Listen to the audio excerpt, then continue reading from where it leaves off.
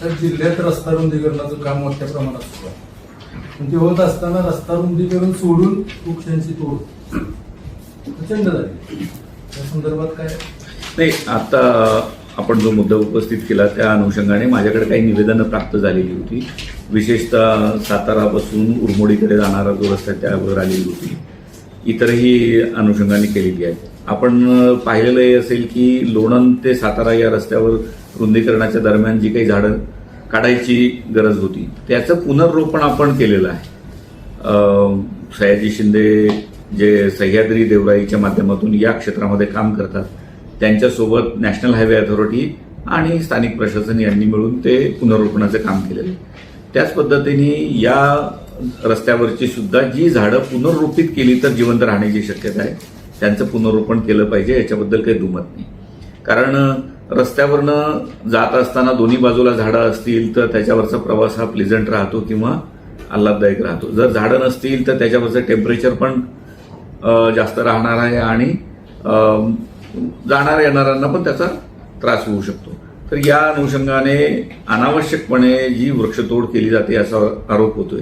तर सर्व संबंधित जे विभाग आहेत, जे इम्प्लिमेंटेशन करणारी अथॉरिटी आहे, जे कंत्राटदार आहेत किंवा इतर विभाग आहेत किंवा जे अशा पद्धतीने निवेदन करतात यांच्यासोबत एक बैठक मी पुढील आठवड्यात माझ्या कार्यालयात घेतोय, जेणेकरून ज्याप्रमाणे आपण सुरूर तो वाईच्या दरम्यानची पण बरीचशी झाडं वाचवलेली होती त्यावेळेसही अशाच पद्धतीचं निवेदन आलेलं होतं. आणि जिथं शक्य आहे तिथे झाडं वाचवली पाहिजे याच मताचं शासन आणि प्रशासन पण आहे.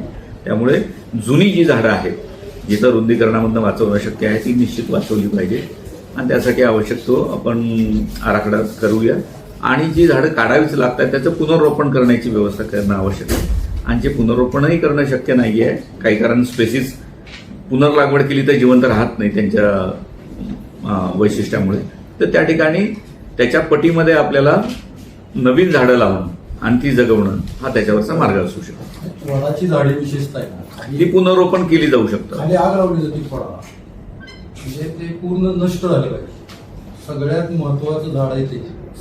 हे सगळीच झाडं महत्वाची आहेत. कारण कसं आहे बघा, एकच एक प्रजाती कधीही चांगली जरी असेल तर सगळीकडे एकच प्रजाती असली तर त्याचं वैविध्य जे आहे ते राहत नाही. त्यामुळे वड असेल, पिंपळ असेल, उंबर असेल किंवा पिंपरण असेल ही जी फायकस फॅमिलीमधली झाडं आहेत याचं पुनर्रोपण निश्चितपणे यशस्वी होतं. त्यामुळे कितीही मोठं झाड असेल, जुनं असेल तरी त्याचं पुनर्रोपण केलं जाऊ शकतं. आपण म्हणताय ते चुकीचं, म्हणजे आपण म्हणताय ते बरोबर आहे की काही ठिकाणी अशा प्रकार घडलेले आहेत आग लावण्याचे किंवा ते चुकीचे आहेत. ते काही शासनाच्या मार्फत केले जात आहेत असं नाहीये. कारवाई निश्चितपणे करता येईल. म्हणजे आता वृक्षतोड पण झाली त्यांच्याबाबत सुद्धा कारवाई होणार. त्या मीटिंगमध्ये निश्चित त्याचं नेमकी काय माहिती आहे ते समोर ते पाहूया. याच्यामध्ये कसं झालंय सर की खूप क्षुल्लक दंड आहे. याच्यामध्ये 1000चा दंड आहे फक्त. जरी तो परवानगी घेतली अगर न घेतली तरी काही फरक पडत नाही असं ठेकेदाराला वाटतं आणि तो बिनटोकपणे ते सगळे वृक्ष तोडत जातो. हे असं नाही व्हायला पाहिजे. जे गरज नाहीये ते तरी तुटले नाही पाहिजे हे आमचं म्हणणं. मी यापूर्वीही बोललो की गरज नाही ते तर अजिबातच तुटले नाही पाहिजे. ते जे वाचवणं शक्य आहे तेही वाचवले पाहिजे. कारण एखादं झाड एवढं मोठं वाढण्यासाठी अनेक वर्ष लागतात आणि ते पुन्हा पुनर्रोपित केलं तरीही आपण काही पूर्वीची सगळ्याच फांद्या ठेवू शकत नाही. पुनर्रोपण करत असतानाही तुम्हाला काही काटछाट करावी लागते. पुन्हा त्या फांद्या फुटून परत तेवढा म्हणजे काय म्हणतात डेरेदार वृक्ष तयार व्हायला बराच कालावधी लागतो आणि त्यामुळे जेवढी जास्त झाडं वाचवता येतील ती झाडं आधी वाचवली पाहिजेत.